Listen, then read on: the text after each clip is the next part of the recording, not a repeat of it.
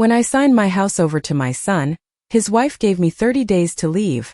Vanessa said it while standing in the kitchen I had spent 31 years building into a home, and the strange thing was not the cruelty in her voice.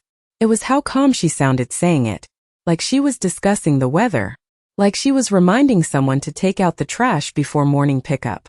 Daniel never looked up from his wine glass.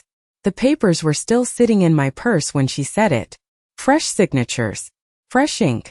The scent of the lawyer's office still clinging to the folder beside my chair. Just 6 hours earlier, I had sat in a leather chair across from a smiling attorney in downtown Hartford, while Daniel squeezed my hand and told me this was only to make things easier for the future. Easier. Funny how families always use soft words before they ask for something permanent. I remember staring at the documents while the attorney explained transfer clauses and tax advantages in a voice so polished it barely sounded human. My late husband Walter used to handle these things. He always said paperwork mattered more than promises because paper never forgot. But Walter had been gone for 3 years now, and grief has a way of making silence feel trustworthy. I signed because Daniel was my son. I signed because I still remembered the little boy who used to wait by the front window every evening when Walter's truck pulled into the driveway. I signed because mothers are foolish enough to confuse love with safety. Dinner had been oddly cheerful afterward. Vanessa made rosemary chicken and opened a bottle of red wine they'd clearly been saving for a special occasion. She even smiled more than usual. Looking back, that should have frightened me. Vanessa rarely smiled unless someone was watching. The dining room glowed softly under the chandelier Walter installed himself 20 years ago, after I clipped an ad from Better Homes and Gardens and taped it beside the coffee maker. One day, I told him back then. He bought it for me the following Christmas even though money was tight. I could still picture him balancing dangerously on the ladder while pretending not to hear me. Panic from below. That dining room had seen birthdays, graduations, Thanksgiving dinners, and one terrible winter when Daniel came home from college with pneumonia and slept on the couch beside the fireplace because he said the sound of my slippers in the kitchen made him feel safe. Now he sat 3 feet away from me acting like a guest in someone else's life. Vanessa folded her napkin carefully before speaking. "You'll probably want to start packing soon," she said lightly. 30 days should be enough time. At first, I honestly thought I had misunderstood her. Age does strange things to hearing. Certain sounds blur together. I looked at Daniel and waited for him to laugh awkwardly and explain the joke. He didn't. He kept staring at the table while slowly turning his wedding ring around his finger. Vanessa crossed one elegant leg over the other. "We've already started discussing renovations," she continued. "The upstairs needs to feel more modern." More modern. She was talking about my bedroom, the room where Walter took his final breath while snow fell quietly outside the windows. I felt something cold settle into my chest then. Not anger. Not even heartbreak. Just clarity. The kind that arrives too late to save you but just in time to change you forever. I folded my hands neatly in my lap and looked around the kitchen one last time. The pale yellow curtains. The wooden fruit bowl Walter carved by hand. The tiny crack near the stove where Daniel crashed his toy fire truck when he was 5 years old. Every inch of that room carried my fingerprints. My marriage. My life. And suddenly I understood something terrible. They had not been waiting for me to trust them. They had been waiting for me to become old enough to believe I still could. The next morning, I woke before sunrise to the sound of rain tapping softly against the kitchen windows. For a few seconds, lying there beneath the heavy quilt Walter and I bought during our trip to Vermont back in 1998, I forgot what had happened the night before. That was the cruel thing about grief and betrayal. Your mind protected you for tiny moments at a time. Then reality returned all at once. I stared at the ceiling while pale gray light slowly filled the bedroom. The room still smelled faintly like Walter's cedar aftershave even after 3 years. Sometimes I wondered if the scent truly lingered, or if my heart simply refused to let it disappear. Beside the bed sat the old walnut nightstand with a water ring Walter accidentally left there 20 years ago after setting down a sweating glass of iced tea. I used to complain about that mark. Now I traced it gently with my fingertips like it was something sacred. Downstairs I heard cabinet doors opening and closing. Vanessa was already awake. She had a way of moving through the house that felt sharp somehow. Efficient. Like every sound carried intention behind it. I wrapped my robe tightly around myself and walked slowly downstairs. The kitchen looked different that morning even though nothing obvious had changed yet. Vanessa stood by the counter in cream-colored workout clothes scrolling through her phone while coffee brewed. She glanced at me briefly. "Good morning," she said without smiling. Her tone reminded me of hotel staff speaking to long-term guests they wanted gone before checkout time. Daniel sat at the table staring into a mug of black coffee. His eyes looked tired. There were dark circles beneath them I had not noticed before. For one foolish second I almost felt sorry for him. Then I remembered he could have stopped all of this with one sentence. Just one. "Mom should stay." That was all it would have taken. Instead, he sat there in silence while his wife planned renovations to my life. Vanessa tapped something on her phone and turned the screen toward Daniel. "I found 3 contractors with excellent reviews," she said. "We should probably knock down the wall between the kitchen and dining room." I froze beside the staircase. Walter built that wall himself during the summer Daniel turned 12. He spent 2 weekends measuring and sanding while country music played from an old radio balanced on a paint can. Daniel helped hand him nails one by one because he wanted to feel useful. I could still see my husband wiping sweat from his forehead with the back of his wrist while grinning proudly at his work. Vanessa looked over at me casually. "Open floor plans feel much brighter. Brighter. Younger. Cleaner." Every word she used carried the same message underneath it. Erase her. I poured myself coffee with hands steadier than I expected. Outside, rainwater rolled slowly down the windows above the sink. The backyard looked washed out beneath the cloudy Connecticut sky. Walter planted those maple trees himself the year Daniel graduated high school. They were taller than the roof now. Time had passed quietly in this house. Quietly enough that I never noticed when my place inside this family started shrinking. Daniel finally cleared his throat. "Mom, maybe you should start looking at apartments soon. The market moves fast." Apartments. The word landed harder than I expected. As though my entire life could fit neatly into a 1-bedroom rental beside a pharmacy and a parking lot. I took a slow sip of coffee before answering. "I suppose it does," I said softly. Vanessa smiled then. Not warmly. Victorious people rarely need warmth. That afternoon, I drove to the grocery store mostly because I needed somewhere to go. The house no longer felt like mine when Vanessa was inside it. Even the air seemed different now. Tighter somehow. I walked slowly through the aisles beneath harsh fluorescent lights while soft jazz played through ceiling speakers. The cart rattled faintly as I pushed it past shelves of canned soup and cereal boxes. Ordinary sounds. Ordinary people. A young mother laughing with her little boy near the frozen food section. An elderly man comparing prices on orange juice. The world kept moving as if mine had not quietly cracked open overnight. I bought things out of habit more than necessity. Coffee filters. Milk. The blueberry yogurt Daniel used to love as a teenager. Halfway through checkout, I realized I no longer needed to think about what he liked. The thought stung more than I expected. When I returned home, a white SUV sat parked in the driveway beside Daniel's truck. I recognized Vanessa's posture immediately through the front window. Straight back. Arms folded. Performing confidence even when no one asked for it. A man wearing a navy blazer stood beside her in the living room holding a tablet. Realtor, I thought instantly. My chest tightened, but I kept walking calmly up the front steps with grocery bags hanging from my wrists. Neither of them noticed me at first. "Natural light is one of the strongest selling points," the man said while glancing around the room. Selling points. The words felt invasive inside these walls. Vanessa nodded enthusiastically. "The location alone will drive interest," she replied.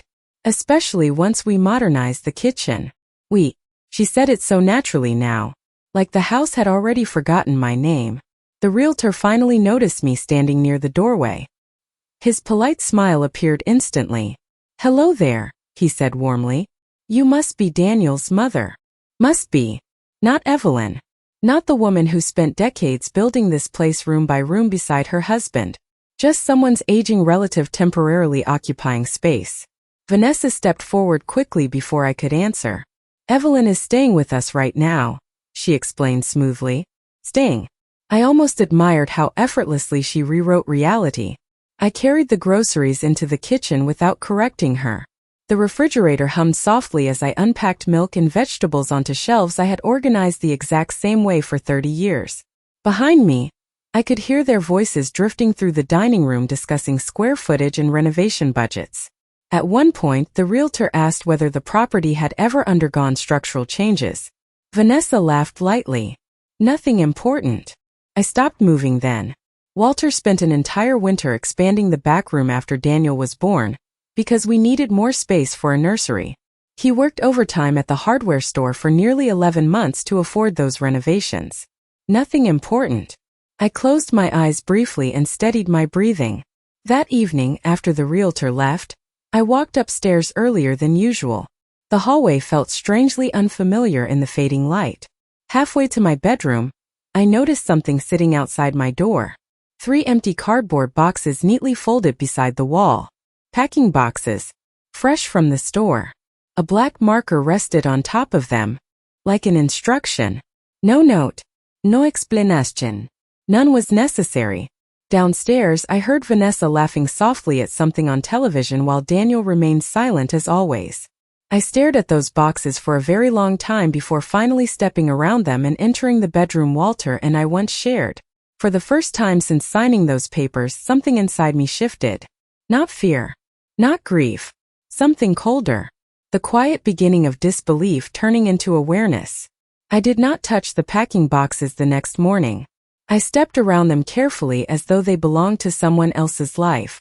Outside, the sky hung low and pale over the neighborhood, and the maple trees Walter planted years ago swayed gently in the cold Connecticut wind. October had always been his favorite month. He used to say the trees looked honest once the leaves began falling because they finally stopped pretending to bloom. I understood that feeling now more than ever.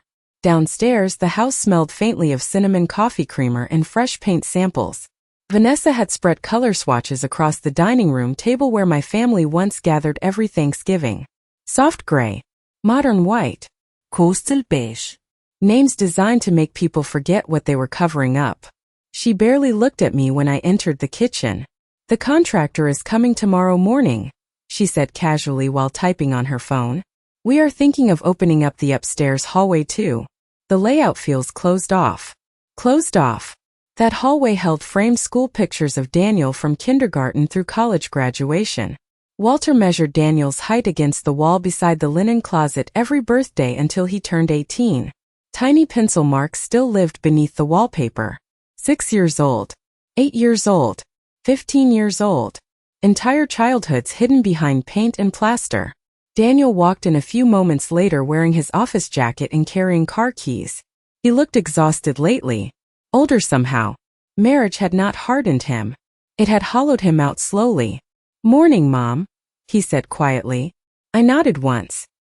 He lingered awkwardly near the counter before clearing his throat. "Vanessa. Found a nice condo development about 20 minutes from here," he said carefully. "They have elevators and maintenance included." Elevators.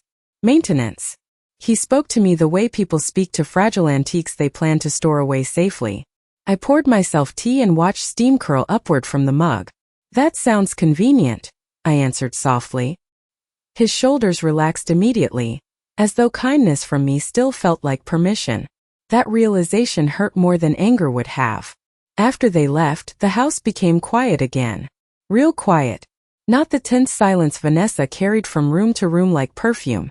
I walked slowly upstairs and opened the cedar chest at the foot of my bed. Walter bought it for me during our 25th anniversary trip to Maine. Inside were old blankets, photo albums, and stacks of carefully folded letters tied together with pale blue ribbon. I sat on the floor beside the chest for nearly an hour turning pages filled with ordinary moments. Daniel missing his 2 front teeth at age 7. Walter holding a burned hamburger beside the grill while pretending to be offended at my laughter. Christmas mornings. Snowstorms. Backyard birthdays beneath strings of yellow lights. Lives do not collapse all at once. They disappear quietly. One compromise at a time. One silence at a time. At the very bottom of the chest, beneath an old wool blanket, my fingers brushed against something solid. A small wooden box I had not seen in years. Dark oak. Brass hinges. Walter's initials carved carefully into the lid. My heartbeat slowed strangely as I lifted it into my lap. Walter kept important papers there once. Insurance documents. Mortgage records. The combination to our old safe deposit box downtown. For a moment, I simply stared at it while afternoon sunlight stretched across the bedroom carpet. Then I opened the lid slowly and saw a sealed envelope resting on top of neatly stacked documents. My name was written across the front in Walter's handwriting. I held the envelope for a long time before opening it. Walter's handwriting had always looked steady and patient, even near the end when his health began failing. Seeing my name written there felt almost unbearable suddenly, like hearing his voice from another room after years of silence. Outside the bedroom windows, wind stirred through the maple branches while late afternoon light stretched thin across the floorboards. The house sounded different when empty. Every creak carried memory inside it. I slid my finger carefully beneath the seal and unfolded the letter. Evelyn, if you are reading this, something has gone wrong. Walter always hated dramatic language, which made those words feel heavier somehow. I sat slowly on the edge of the bed and kept reading. There were several pages written neatly in blue ink. Walter explained that shortly after his heart surgery 5 years earlier, he updated certain legal protections connected to the house and family trust. He wrote that people changed around money more often than around grief. At the time, I remembered laughing when he said that. Walter had shrugged quietly and replied, "That is because grief reveals character. Money tests it." My eyes moved lower across the page. If anyone ever pressures you to leave this home against your wishes, speak to Harold Bennett before signing or surrendering anything further. Harold Bennett, our old attorney. I had not heard his name in almost 2 years. Walter included a phone number beneath it along with one sentence underlined carefully twice. The transfer of ownership does not remove your lifetime residential protection under the Parker Family Trust. I read the sentence 3 separate times, then a fourth. My pulse quickened slowly. Residential protection. Lifetime. The words felt unreal inside my head. Beneath the letter sat several legal documents clipped neatly together. Trust amendments. Property records. Walter's notes written carefully in the margins. Even after 38 years of marriage, he was still protecting me from the possibility of standing alone. Tears finally filled my eyes then, though I never let them fall. Not because I was strong, because I suddenly understood something important. Walter had seen this coming long before I did. Downstairs, the front door opened sharply. Vanessa's heels clicked across hardwood floors while Daniel spoke quietly. Beside her, I quickly placed the papers back into the wooden box just as footsteps started up the staircase. "The contractor thinks we should start with the upstairs first," Vanessa was saying. "It will be easier once some of the rooms are cleared out." Cleared out. I closed the lid gently and slid the box beneath the bed moments before she appeared in the doorway. Her eyes scanned the room automatically, always calculating space now. "Oh," she said lightly when she saw me sitting there. "I did not realize you were resting." Resting. As though old age itself had made me temporary. Daniel lingered behind her, looking uncomfortable again. Vanessa stepped farther into the bedroom and glanced toward the closet. "I was thinking we could help you pack this weekend," she offered smoothly. "That way nothing feels rushed later." I looked at her calmly for several seconds before answering. "That is thoughtful," I said softly. She smiled immediately, certain she still controlled the room. But for the first time since signing those papers, I noticed something beneath her confidence. Impatience. People become careless when they believe they have already won. The following morning, I waited until Daniel and Vanessa left before calling Harold Bennett. My hand remained steady while dialing the number written at the bottom of Walter's letter, though my stomach felt strangely hollow.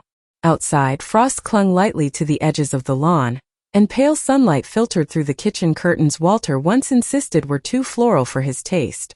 I remembered teasing him that real homes were supposed to have curtains chosen by women. He kissed my forehead and told me real homes were wherever I happened to be standing.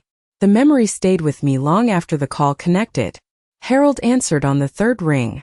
His voice sounded older now, rougher around the edges, but still calm in the same dependable way I remembered. "Evelyn Parker," he repeated softly after I introduced myself. "I was wondering when I might hear from you." Something in the way he said it made my chest tighten. We agreed to meet that afternoon at his office downtown. I drove there beneath low gray skies while old jazz played quietly through the car speakers. Hartford looked colder than usual somehow. People hurried along sidewalks carrying coffee cups and briefcases, while leaves collected along curbs and damp piles. Ordinary lives moving forward. I wondered how many of them were carrying secrets inside envelopes too. Harold's office sat on the third floor of a brick building near the courthouse. The waiting room smelled faintly of old books and polished wood.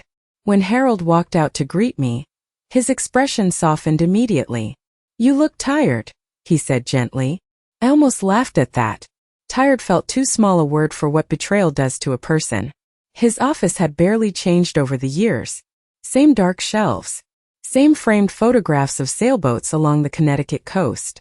Walter always liked Harold because he believed in paperwork more than emotion. "Emotion fades," Harold once said during a dinner at our house years ago.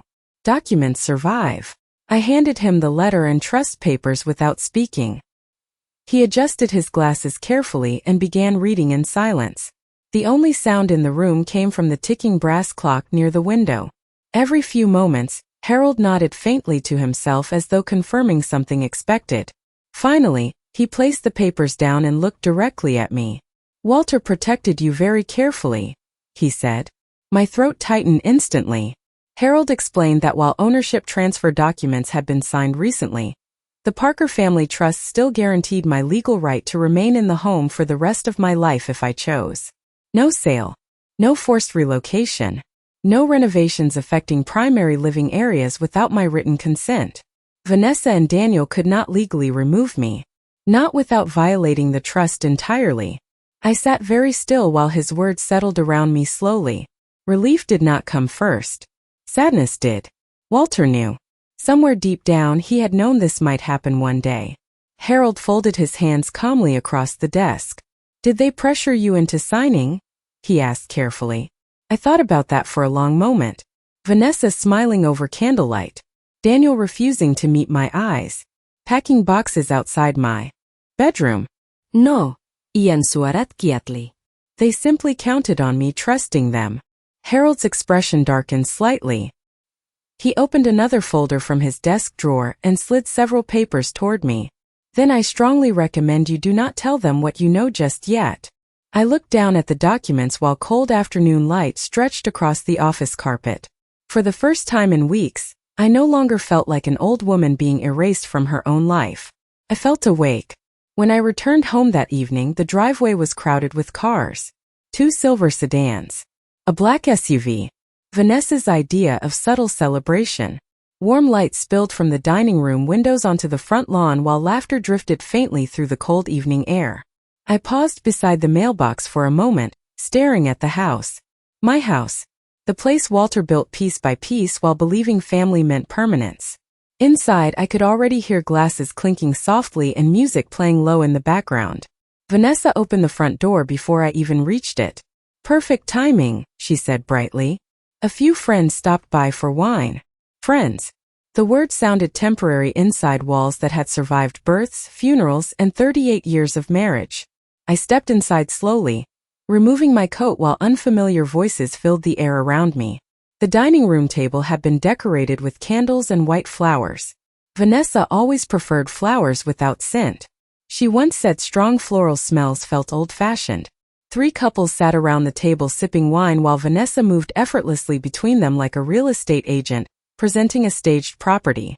Daniel stood near the kitchen island holding a drink and forcing polite smiles whenever someone looked his way. He noticed me first. Guilt flashed briefly across his face before disappearing behind practiced discomfort. "Mom," he said quietly, "I did not know you were coming back this early." Coming back. As though I were visiting from somewhere else already. Vanessa touched my arm lightly. "We were actually discussing renovation ideas," she explained with cheerful ease. "Everyone loves open concepts now." One of the women seated at the table glanced around approvingly. "This place has incredible bones," she said. "You can do so much with older homes once the previous generation moves on." Previous generation. I felt the sentence settle into the room like dust. Vanessa smiled into her wine glass but said nothing to correct her. Of course she did not. I walked slowly toward the kitchen and placed my purse beside the coffee maker Walter installed himself after our old one broke during a snowstorm years ago. Every object in that room still carried traces of him if you knew where to look. The small burn mark near the stove from his attempt at homemade caramel. The uneven cabinet handle Daniel loosened accidentally at age 10 and never repaired properly. Lives leave fingerprints behind long after voices disappear. Evelyn, Vanessa called sweetly from the dining room. Would you mind bringing out the dessert plates? The room grew quiet for half a second afterward. Tiny pauses reveal more truth than arguments ever do. I looked toward the table where strangers sat comfortably discussing backsplash designs and resale value beneath the chandelier Walter hung with his own hands. Something inside me finally became very still then. Not broken. Finished breaking. I opened the cabinet carefully and removed the dessert plates one by one. White porcelain with thin gold trim. Our wedding china. Vanessa once told me they looked outdated. I carried them into the dining room calmly while conversation resumed around me. This neighborhood is becoming extremely desirable, one man commented. Properties here do not stay available long. Available. The word almost made me smile. Vanessa reached for a plate as I set them down. Thank you, she said lightly, like I was helping at someone else's dinner party. I met her eyes then for the first time in days without lowering mine afterward. Just for a second her smile flickered. Confident people rarely expect silence to stop sounding defeated. The next morning Vanessa was unusually cheerful. She moved through the kitchen humming softly while sunlight spilled across the marble countertops she had already picked out from renovation catalogs.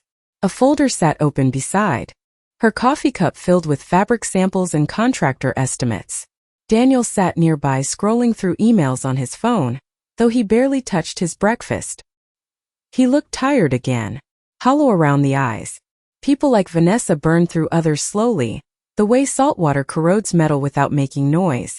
Good news, she announced brightly as I entered the room. The contractor can start demolition next Monday. Demolition.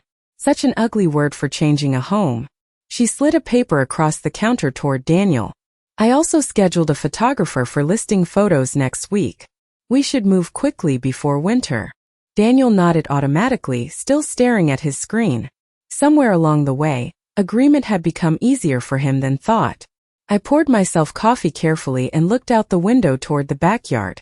Frost still clung lightly to the grass beneath the maple trees Walter planted.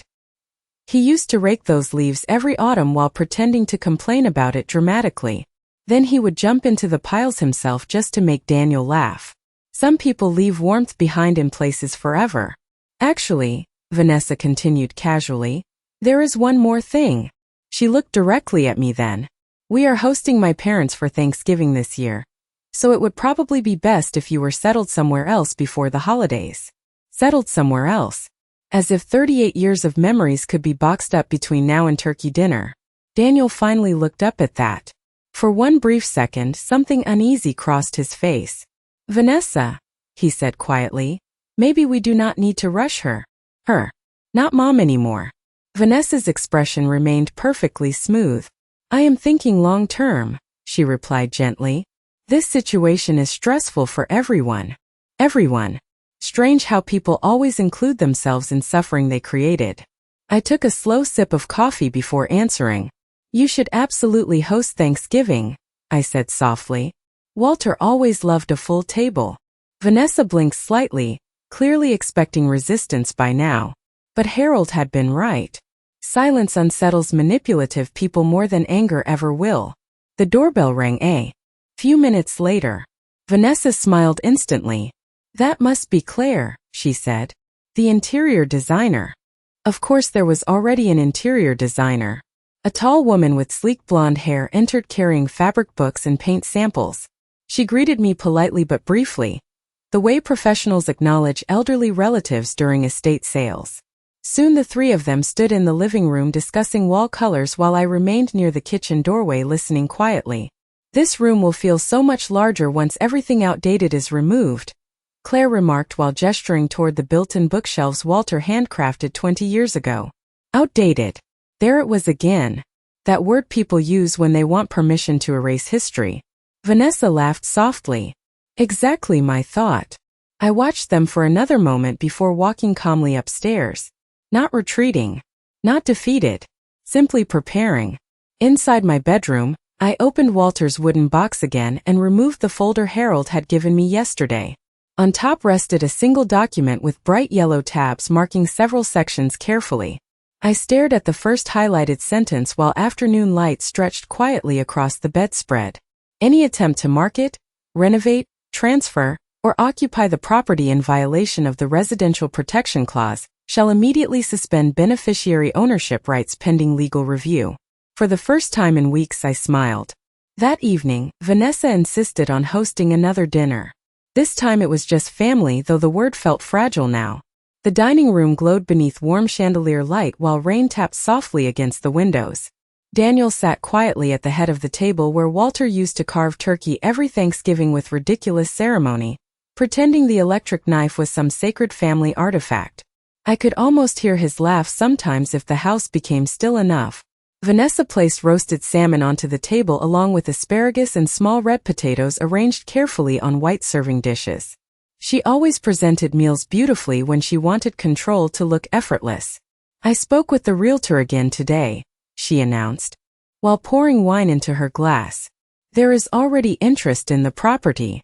Property. Not home. Never home.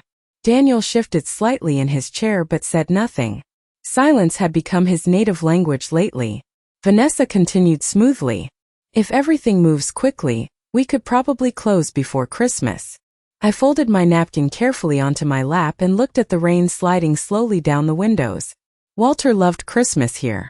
Every December he wrapped lights around the porch railing so unevenly that I always had to redo one side after he went inside, pretending not to notice. Some people leave behind routines that feel like love long after they are gone. Vanessa leaned back in her chair and smiled politely at me. Have you thought more about the condo development Daniel mentioned? She asked. The units are smaller, but honestly, it might feel easier for someone at your stage of life. Someone at your stage of life. Such careful cruelty. Wrapped in concern. I looked at her quietly for several seconds before answering.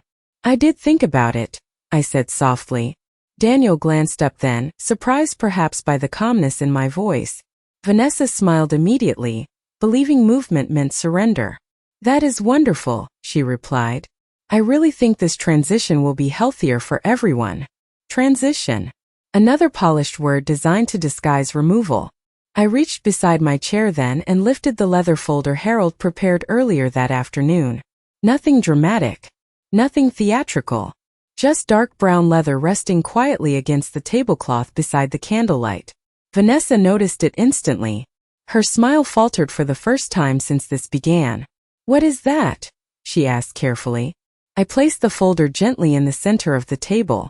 Rain continued falling softly outside while the chandelier hummed faintly overhead.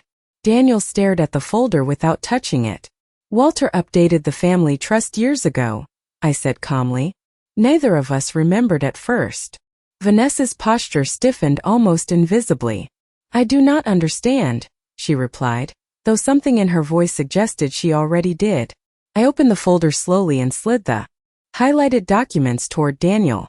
The house transfer did not remove my lifetime residential protection, I explained quietly. According to the trust, no renovations, sale, or occupancy changes can happen without my written consent while I am alive. The room became very still. Daniel read the first page once. Then again more slowly.